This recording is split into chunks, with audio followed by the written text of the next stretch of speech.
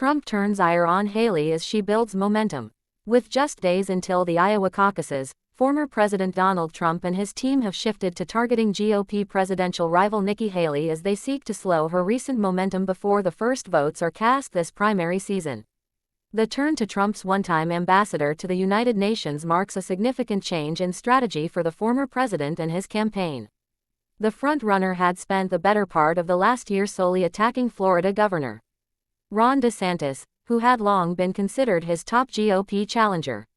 However, recent polls have shown an unmistakable surge for the former South Carolina governor, particularly in New Hampshire, where a new CNN survey showed Trump's lead shrinking to single digits.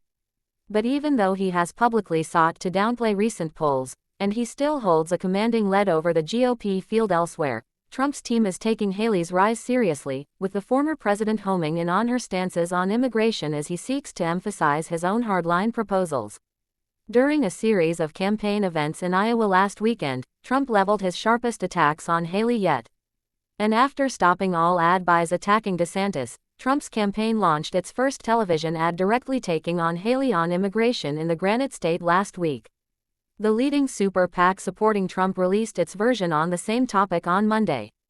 Together, they are spending a combined $4.5 million on ads attacking Haley in New Hampshire, attempting to tie her to President Joe Biden's policies and criticizing her rhetoric on immigration. A Trump advisor said to expect a continued focus on immigration, as they believe it is a top issue for voters in the state. Trump has made border security and curbing illegal immigration a key part of his White House bid and has escalated his anti-immigrant rhetoric in recent campaign speeches and social media posts.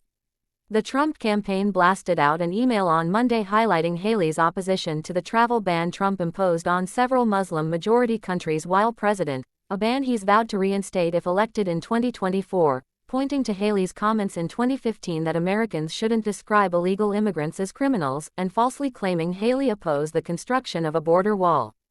Just because President Trump says something doesn't make it true, Haley fired back during a Fox town hall this week. He's taking snippets of things I said. I said, you shouldn't just do the border wall. You have to do more than that. That's what I said. Trump advisors, in interviews with CNN, push back on the notion that there has been a change in strategy. President Trump has always said that he's going to train his sights on whoever is in second place, Trump's senior advisor Jason Miller told CNN. Now as DeSantis plummets towards single digits, Nikki Haley just happens to be in second place. Trump's attack lines from the weekend reveal his focus. Nikki Haley has been in the pocket of the open border establishment donors her entire career, he told a crowd in Sioux Center. She is a globalist. She likes the globe. I like America first. Trump went as far as to amplify a post from a far-right outlet falsely claiming Haley was not eligible to run for president and that her parents were not U.S. citizens at the time of her birth. Haley, the daughter of Indian immigrants, was born in South Carolina and, if successful in the primary, would be the first Asian American as well as the first woman nominated by the GOP for president. The attacks echo Trump's racist lie that he promoted for years that former President Barack Obama was not born in the U.S. and was therefore ineligible to be president. With a shrinking lead in New Hampshire, Trump's team hopes a definitive win in Iowa will blunt any momentum Haley has heading into the following contest, New Hampshire. Look, everything changes after Iowa.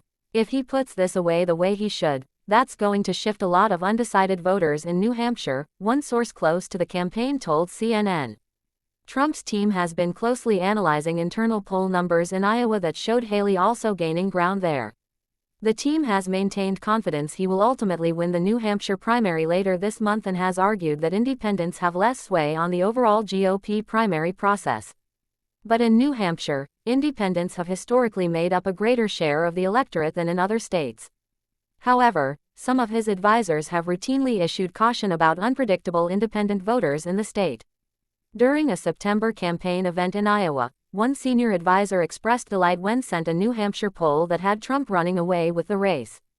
And that's the state that we're not doing good in. Clarification.